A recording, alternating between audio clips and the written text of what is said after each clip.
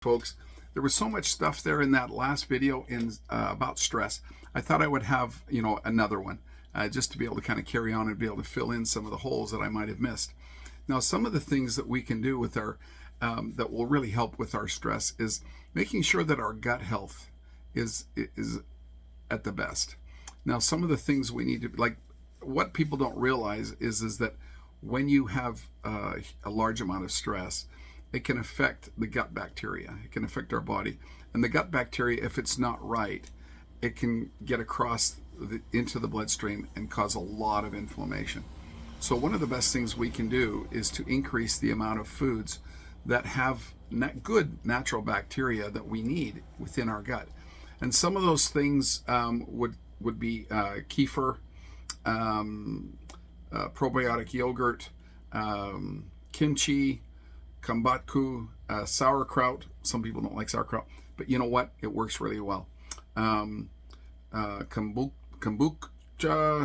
natto sampa.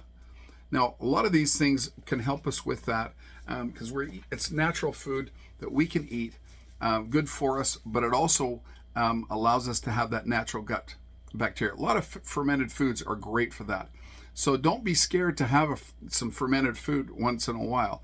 Now, if you've been told for whatever reason to stay away from them by a medical doctor, then fair enough. But other than that, I would say that's one excellent area to look into. Also, some people don't even realize it, and they don't have to be really heavy to have this problem, but some people snore. And snoring, a lot of times, excessive snoring comes from a problem back in the back of the throat. So some individuals are in need of a CPAP machine. They'll go through a test, they're tested for it, and they realize, yes, I have to use it. I, for one, I was not getting the right amount of sleep. I was snoring, and I was finding that my body would quit breathing for a little while. Like, they told me how many times. My kids actually said, "Dad, you quit breathing." So I realized then that I needed to be able to get tested, and I use a CPAP machine. And there's nothing wrong with it. It's a great aid to be able to get a good night's sleep. You feel so much better. Back in the day when I didn't have it, I would have supper and I would go straight downstairs, start watching TV, and fall asleep at 7 o'clock. If that's you, and you don't use a CPAP machine, you might want to think about it, because it can change your life immensely. The amount of oxygen your body gets, you need a certain level of oxygen. And that was one of the things that you can get tested for.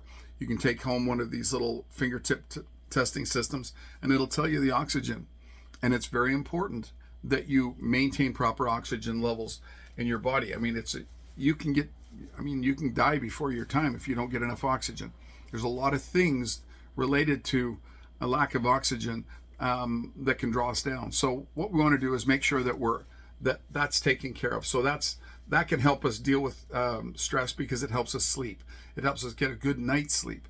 And there's nothing like that, because the REM cycle, then the body heals. It really heals.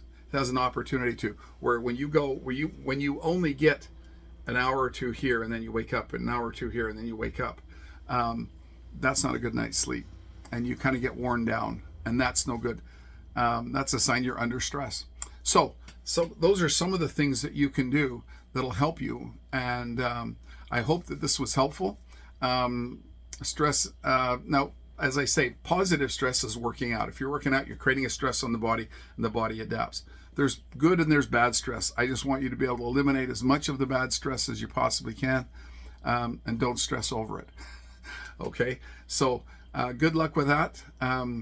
As I said before, Santa says, and if you like what you hear, please hit the like button, and if you want to hear more, hit the subscribe. Anyway, have a great night. Bye-bye.